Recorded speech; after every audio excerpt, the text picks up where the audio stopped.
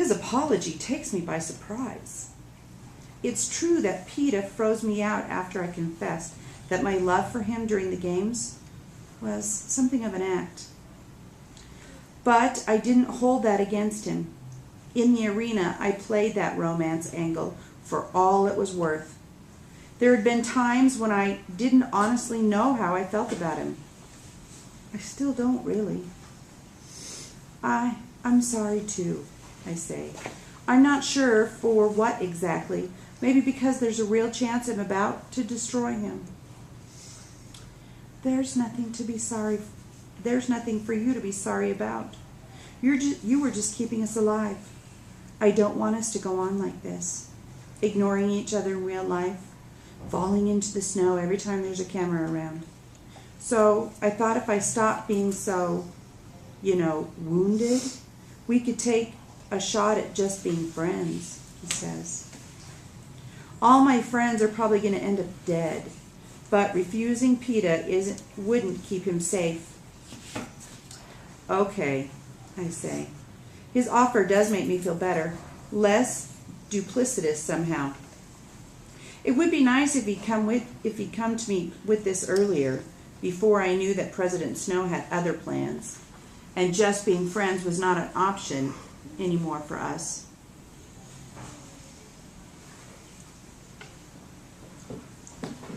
But either way, I'm glad we're speaking again.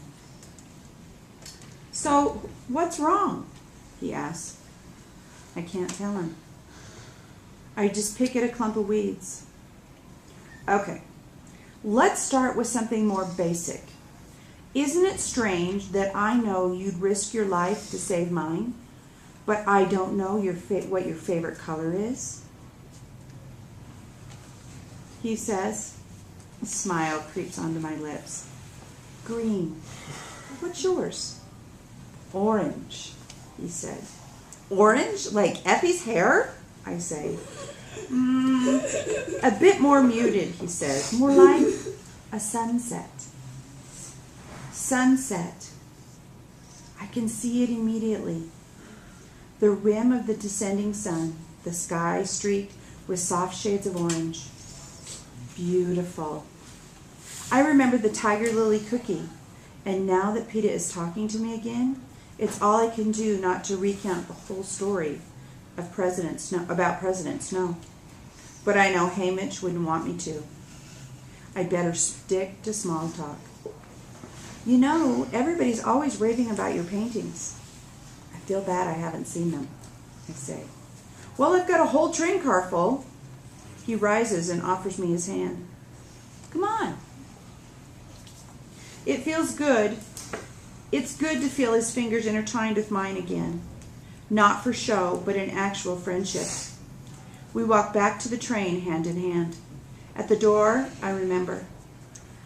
I've got to apologize to Effie first. Don't be afraid to lay it on thick, PETA tells me. So when I get back to the dining car, where the others are still having lunch, I give Effie an apology that I think is overkill, but in her mind, probably just manages to compensate for my breach of etiquette. To her credit, Effie accepts it graciously.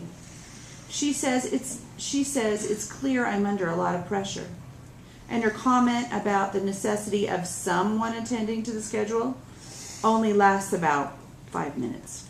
Really? I've gotten off easy. When Effie finishes, PETA leads me down a few cars to see his paintings. I don't know what I expected. Larger versions of the cookies, maybe? But this is something entirely different. PETA has painted the games. Some you wouldn't get right away if you hadn't been with him in the arena yourself. Water dripping through the crack in our cave.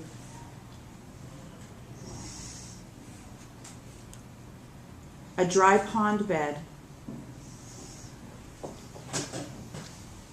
A pair of hands. His own digging for roots. Others, any viewer would recognize. The golden horn called the cornucopia. Clove arranging knives inside her jacket. One of the mutts, unmistakably the blonde, green-eyed one meant to be Glimmer, snarling as it makes its way towards us. And me, I'm everywhere. High up in a tree, beating a shirt against the stone in the stream, lying unconscious in a pool of blood. And one that I cannot place. Perhaps this is how I looked when his fever was high, emerging from a silvery gray mist that matches my eyes exactly. What do you think? I hate them.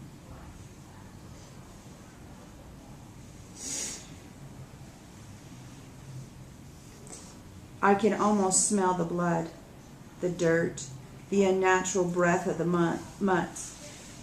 All I do is go around trying to forget their arena, and you brought it back to life. How do you remember the things exactly?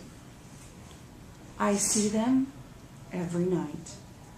I know what he means. Nightmares, which I was no stranger to before the games, now plague me whenever I sleep.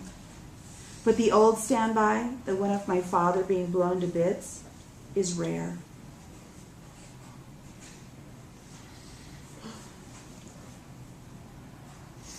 Instead, I relive versions of what happened in the arena.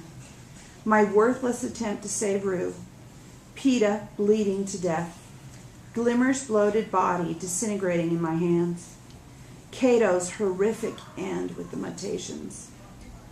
These are the most frequent visitors to me. Me too. Does it help to paint them out? I don't know. I think I'm a little less afraid of going to sleep at night, or at least I tell myself I am. But they haven't gone anywhere. Maybe they won't. Hamich's haven't. Hamish doesn't say so. But I'm sure that's why he doesn't sleep in the dark. No, but for me, it's better to wake up with a painting brush than a knife in my hand. So you really hate them? Yes, they are extraordinary, really, and they are, but I don't want to look at them anymore. Want to see my talent? Cinna did a great job on it. PETA laughs. Later, the train lurches forward, and I can see the land moving past us through the window.